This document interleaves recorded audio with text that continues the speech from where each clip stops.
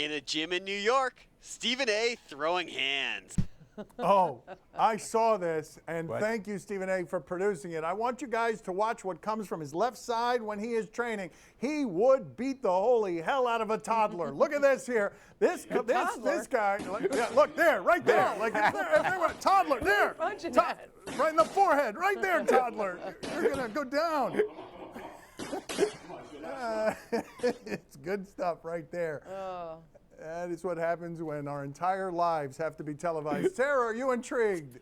See, very intrigued. Mostly intrigued by Stephen A. coming out afterwards and explaining this was with the shoulder injury before the surgery. You should see what I could do after that. Also, I would really like to see this in one of his signature turtlenecks and corduroy blazers. Can we get him outfitted in his first take best and then start throwing punches? How about you, Izzy? Are you intrigued? Absolutely, and I would like to thank Stephen A. because there's a reason I've never posted workout videos, because I'm embarrassed to say, hey, other people are going to say, you're doing that wrong, you're doing that wrong. I can't do it any worse than that, Stephen A. I'm in. You're going to see some videos from me. Izzy, you're not embarrassed to post anything, and we all know that because we've seen you shirtless on a I'm not the one who posted wearing a it. t-shirt Should I and a just pool. snap and have him put it behind me right now? I'm on the train tracks. I'm just casually laying there out we here go, just on shirtless. These rocks. Move your I head. just got Move your head. comfortable right here. Move your head. Here it is. I hate for people to see me Who and is take that? pictures Oh, of me. it's so embarrassing. What are the appropriate punishments for the Kansas State-Kansas brawl? Oh, a reason to care about January college basketball and what has been an uninteresting college basketball season. But Kansas is trying, man. Kansas is trying to keep it interesting. They start with Snoop Dogg and strip poles and money cannons. Right. They got a wiretapped coach, and now you've got a menace wielding a stool in the handicap section. Last 4 seconds of the game. You don't usually do that for sportsmanship. You don't do that. Standing over him, you stand over him like that, and this escalates. And eventually, Sylvia D'Souza is waving. This is what people are going to remember from this. A stool is being waved around here. Look out. This is Fury. This is, again, in the handicap section. Thankfully, his coach comes up behind him and says, I think we're going to take that.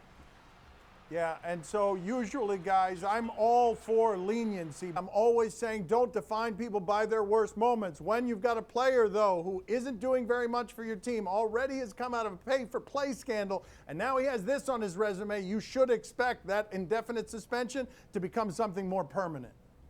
Yeah, I mean, I think we can't argue that there's a draw to watching this. It's chaos. Anytime this happens in sports, we can say that the people participating are in the wrong and also acknowledge why it leads to all the highlights, because watching this is insanity. And the problem is here that if you want to figure out how to punish everybody, you're going to need to look at every single angle. The guy with the cell phone that was sitting right behind the basket, the regular cameras, people from the student section, because it's really hard to tell who's trying to help and who's making things worse. There's cheerleaders in there holding guys back. There's a coach that comes flying across in a suit. I can't tell if he was trying to fight someone or stop one of his own players. This is real messy. So I'm not even going to begin to say that I know how they should punish these players. I think it's very clear, as you said, that D'Souza is going to get thrown the book at him. The indefinite suspension could extend into the postseason, and he might not even be on the team anymore. As for the rest of the guys, it's going to be very specific based on what all those different angles show.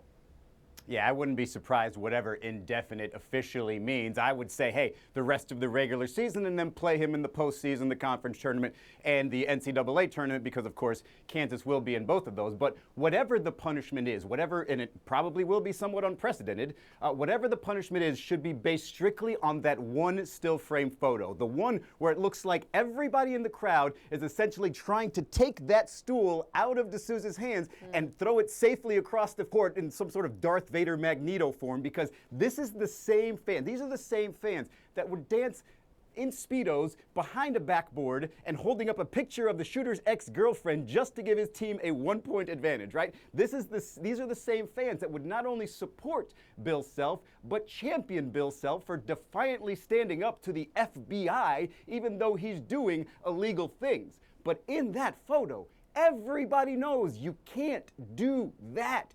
Take that stool away from that young man. That in itself tells you, wow, in that intimate environment, everybody there for a moment was scared of what's going to happen, and that's the opposite of what you want in an NCAA basketball game.